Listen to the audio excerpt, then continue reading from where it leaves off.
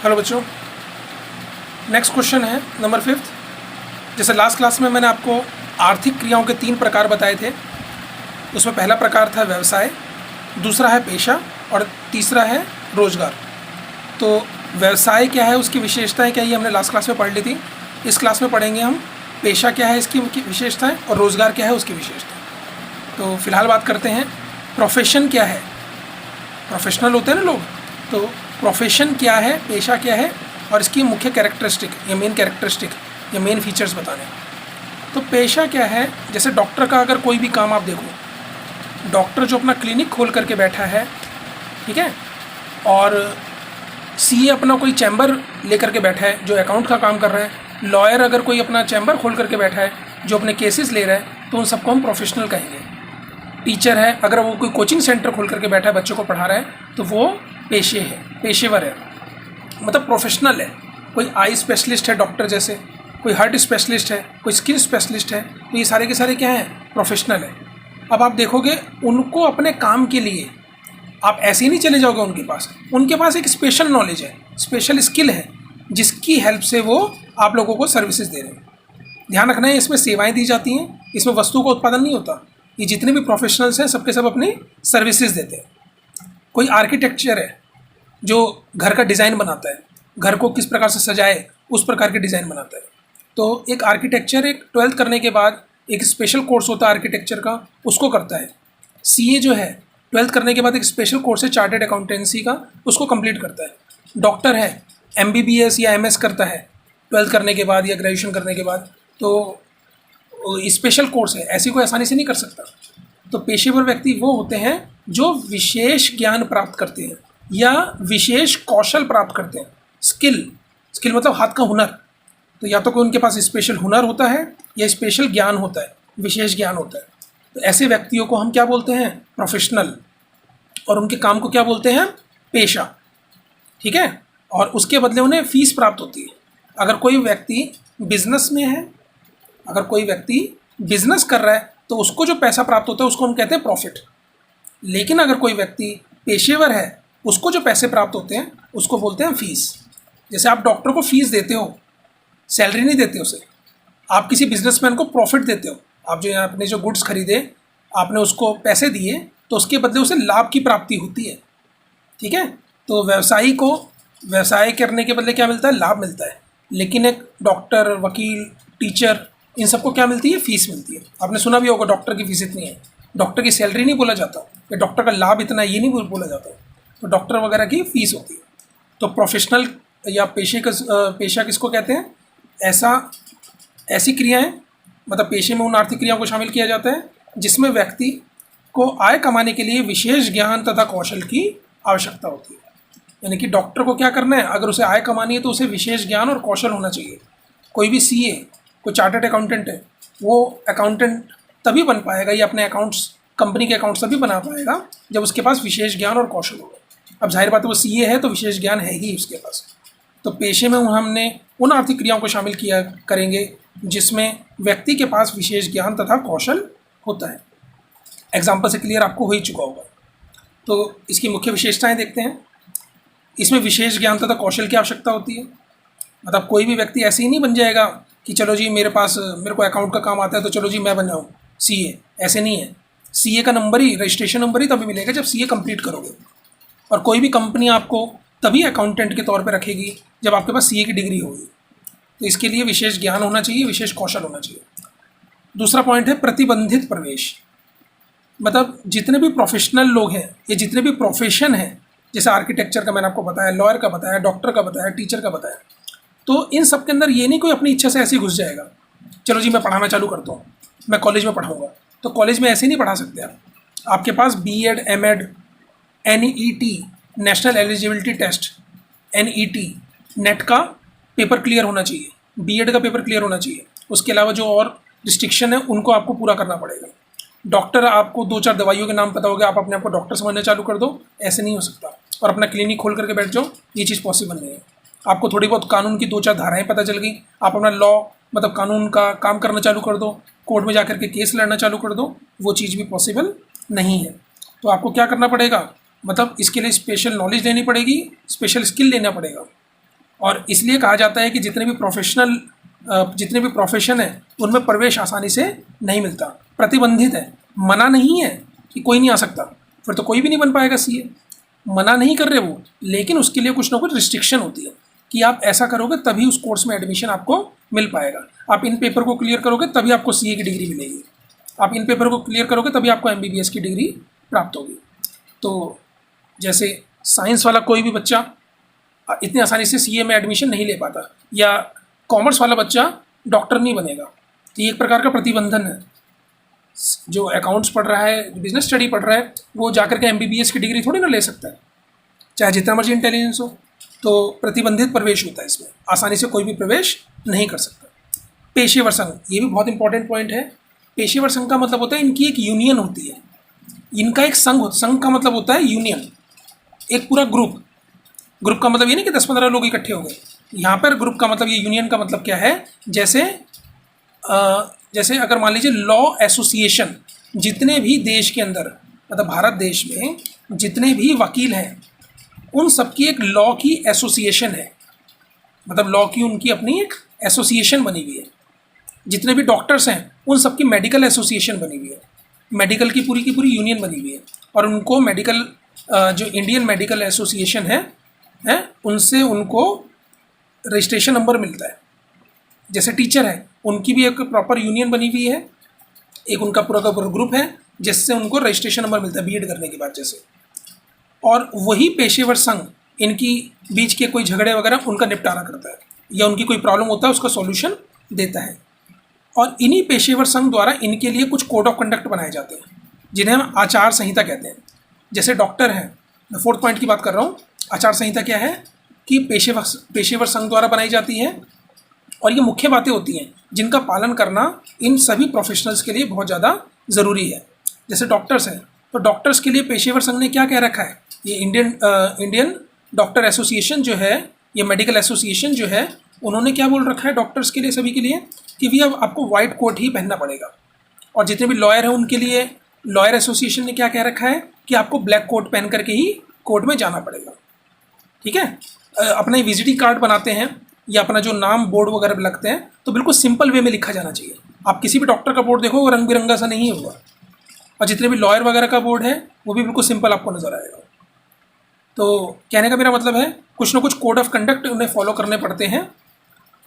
Code of conduct क्या है, एक प्रकार से रूल्स एंड रेगुलेशन है जो कि सभी प्रोफेशनल्स को अपनाने पड़ते हैं, वो उसके अगेंस्ट नहीं जा सकते। जैसे मैंने आपको डॉक्टर और लॉयर का बताया, सीए के साथ भी यही बात है। सीए को भी अपने code of conduct ICAI, Indian institute of chartered accountant, उनके द्वारा जो रूल्स एंड रेगुलेशन बने हुए उनको फॉलो करना ही पड़ेगा। तो ये पेशेवर संघ है। जैसे सीए का मैंने आपको ICAI बताया, डॉक्टर्स का इंडियन मेडिकल एसोसिएशन बताया, लॉयर्स का इंडियन लॉयर एसोसिएशन बताया। तो ये सबका इनका पेशेवर संघ होता है, प्रोफेशनल ऑर्गेनाइजेशन है इनकी, और इनके द्वारा कुछ रूल्स एंड रेगुलेशन दिए जाते हैं जिन्हें हम आचार संहिता कहते हैं। और सभी प्रोफेशनल्स के लिए अपने पेशेवर संघ द्वारा बनाए गए आचार संहिता का पालन करना बहुत ज़्यादा ज़रूरी है। आचार संहिता क्या बताया, rules and regulation prepared by there professionals union. तो जो उनके प्रोफेशनल यूनियन या प्रोफेसर्स यूनियन द्वारा जो भी रूल्स एंड रेगुलेशन बनाए गए उनको आचार संहिता कहते हैं। तो पेशेवर मैंने आपको किन लोगों को बताया, जैसे डॉक्टर, सीए, इनके लिए विशेष ज्ञान की ज़रूरत होती है, कोई भी आसानी से प्रवेश नहीं कर सकता, इनकी एक यूनियन बनी हुई होती है, और यूनियन द्वारा या एसोसिएशन द्वारा इनके कुछ रूल्स एंड रेगुलेशन बनाए गए हैं जिनका पालन करना सभी के लिए बहुत ज़्यादा ज़रूरी है। अच्छा, इन जितने भी प्रोफेशनल्स हैं, आप डॉक्टर को देखो, सीए को देखो, टीचर को देखो, सबका उद्देश्य मुख्य क्या होता है, सेवा उद्देश्य। फ्री में करना नहीं, पैसे तो इनको मिलेंगे, लेकिन इनका फिर भी मुख्य उद्देश्य क्या होता है, सबको सर्विसेज देना। ये गुड्स नहीं बनाते, ये सर्विसेज प्रोवाइड करते हैं। अब कोई हार्ट स्पेशलिस्ट है तो हार्ट थोड़ी ना बना करके बेच रहा है, वो हार्ट की सेवा कर रहा है। मतलब अगर किसी के दिल में कोई प्रॉब्लम है या किसी के आइज़ में कोई प्रॉब्लम है तो उसके लिए आई स्पेशलिस्ट है। तो इनका मुख्य उद्देश्य सेवा प्रदान करना है। और इनको जो पैसे प्राप्त होते हैं उसको हम पैसा नहीं बोलते हैं, उसको क्या बोलते हैं, फीस की प्राप्ति, कि फीस प्राप्त हो रही है। ठीक है, नेक्स्ट हमारा क्वेश्चन है रोजगार क्या है। ये बहुत ही सिंपल क्वेश्चन है, तीनों में सबसे सिंपल रोजगार ही है। तो रोजगार क्या है, इसकी मुख्य विशेषताएं बताइए। रोजगार, जैसे मैं आप लोगों को पढ़ा रहा हूँ, स्कूल में पढ़ा रहा हूँ, तो मैं नवोदय विद्यालय समिति के अंदर एम्प्लॉयड हूँ, तो मैं अपनी सर्विसेज नवोदय विद्यालय समिति NVS को दे रहा हूँ। तो ये मेरा क्या है, एक प्रकार का रोजगार है। कोई अनपढ़ व्यक्ति भी रोजगार में आ सकता है, कोई बहुत ज़्यादा पढ़ा लिखा व्यक्ति भी रोजगार में आ सकता है। कोई IAS है, IAS तो सबसे बड़ी पढ़ाई होगी इस समय, तो इंडियन एडमिनिस्ट्रेटिव सर्विस, तो वो भी एक प्रकार से रोजगार में ही है। और एक अनपढ़ व्यक्ति जिसको लिखना मतलब अंगूठा भी ढंग से नहीं लगा सकता, जिसको नाम लिखना भी नहीं आता, तो वो व्यक्ति भी रोजगार में आ सकता है। रोजगार का मतलब क्या है, किसी के अंडर में काम करना और बदले में पैसे प्राप्त करना। किसी के, इसमें मालिक और नौकर दो लोग होते हैं। मालिक कोई भी हो सकता है और नौकर जो अपने मालिक के लिए काम करेगा। अब जैसे मैं हूँ, मैं भी एक प्रकार से नौकर हूँ, हम गवर्नमेंट के लिए काम कर रहे हैं, तो गवर्नमेंट हमारी मालिक है, हम उनके नौकर हैं। तो मालिक के पास जब हम नौकरी मांगने के लिए जाते हैं तो वो हमारी योग्यता देखेगा और अपने काम को देखेगा। अगर हम उसके काम के अनुसार उसकी योग्यता को पूरा कर रहे हैं तो वो हमें नौकरी पर रख लेता है। तो इस चीज़ को क्या कहा जाएगा, एम्प्लॉयमेंट, रोजगार। तो जब हम किसी के लिए काम करते हैं तो पैसे तो हमें मिलेंगे, लेकिन उस पैसे को क्या बोला जाता है, वेजेस एंड सैलरी, वेतन तथा मजदूरी या वेतन अथवा मजदूरी। अब जैसे मैं काम करता हूँ तो मुझे वेतन मिलता है, लेकिन अगर कोई फिजिकल लेबर काम करे जिसमें मेहनत ज़्यादा हो तो उसको क्या बोला जाएगा, मजदूरी। मेहनत तो मेरे काम में भी है, लेकिन मेरा काम में मेंटल वर्क ज़्यादा है। जो अपनी बौद्धिक क्रियाओं के बदले पैसे प्राप्त होते हैं उन्हें हम वेतन कहते हैं, जो शारीरिक क्रियाओं के बदले पैसे प्राप्त होते हैं उन्हें मजदूरी कहा जाता है। तो मैं मेंटल लेबर ज़्यादा काम करता हूँ, दिमाग का ज़्यादा प्रयोग हो रहा है पढ़ाने में, तो मैं नवोदय विद्यालय समिति के पास जब काम कर रहा हूँ तो मुझे जो पैसे मिलेंगे, है तो मेरा रोजगार ही, लेकिन मुझे जो पैसे मिलेंगे उससे सैलरी कहा जाएगा, वेतन कहा जाएगा। लेकिन अगर कोई और बंदा जो सड़क बनाने का काम कर रहा है या जो स्कूल के अंदर जैसे टूट फूट हो रही है उसकी मरम्मत करने का काम कर रहा है और समिति द्वारा इसको अपॉइंट किया गया है, तो उसको जो पैसे मिलेंगे उसको मजदूरी कहा जाएगा। तो रोज़गार क्या है, रोज़गार में उन आर्थिक क्रियाओं को शामिल किया जाता है जिसमें व्यक्ति दूसरों के लिए कार्य करते हैं, मतलब दूसरे के कहे अनुसार काम करते हैं और बदले में वेतन अथवा मजदूरी प्राप्त करते हैं या वेतन तथा मजदूरी प्राप्त करते हैं। ध्यान रखना, इसमें दूसरों के लिए काम किया जाता है और जो मालिक है, मालिक और नौकर का रिश्ता होता है। इसकी मुख्य विशेषताएं क्या है, वैसे आपको क्लियर हो गया होगा एग्जाम्पल से। विशेषताएं, अनुबंध के आधार पर समझौता, इसमें कॉन्ट्रैक्ट बना होता है। कॉन्ट्रैक्ट चाहे लिखित हो चाहे मौखिक हो, यानी लिख करके कॉन्ट्रैक्ट बन जाए कि भी इतने साल के लिए काम करेगा, 11 महीने के लिए काम करेगा, 1 साल के लिए काम करेगा, 2 साल के लिए काम करेगा, 5 साल के लिए काम करेगा, आज या फिर रेगुलर काम करता रहेगा। तो इसमें लिखित तौर पर भी हो सकता है समझौता, या फिर कॉन्ट्रैक्ट पेपर बना करके भी साइन किए जा सकते हैं। जैसे MNC हो, कोई मल्टीनेशनल कंपनी है, उसने किसी एम्प्लॉय को अपने पास नौकरी पर रखा और 3 साल के लिए बॉन्ड भरवा लिया। बॉन्ड मतलब एक कॉन्ट्रैक्ट पेपर साइन करवा लिया कि 3 साल के लिए आपको हमारे पास काम करना ही करना है। तो 3 साल के लिए जो कॉन्ट्रैक्ट बन गया उसमें मालिक और नौकर का रिश्ता कम से कम 3 साल चलेगा ही चलेगा। तो ये अनुबंध कहलाता है, कॉन्ट्रैक्ट पेपर। तो कॉन्ट्रैक्ट पेपर पर जब समझौता किया जाता है तो इस तरह से भी रोजगार किया जा सकता है। और कई बार वर्बली, ऐसी मौखिक तौर पर भी कॉन्ट्रैक्ट बन जाता है कि हाँ भाई मेरे पर नौकरी करेगा, हाँ जी करूँगा, इतनी सैलरी लेगा, हाँ जी ठीक है, इतने में मैं तैयार हूँ।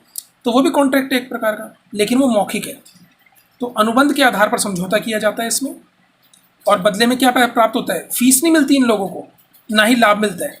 इनको जो पैसे मिलते हैं रोजगार के अंतर्गत उसे हम क्या कहते हैं, वेतन अथवा मजदूरी। कार्य की प्रकृति, कार्य की प्रकृति ये डिपेंड करता है कि मालिक किस प्रकार का कार्य लेना चाहता है।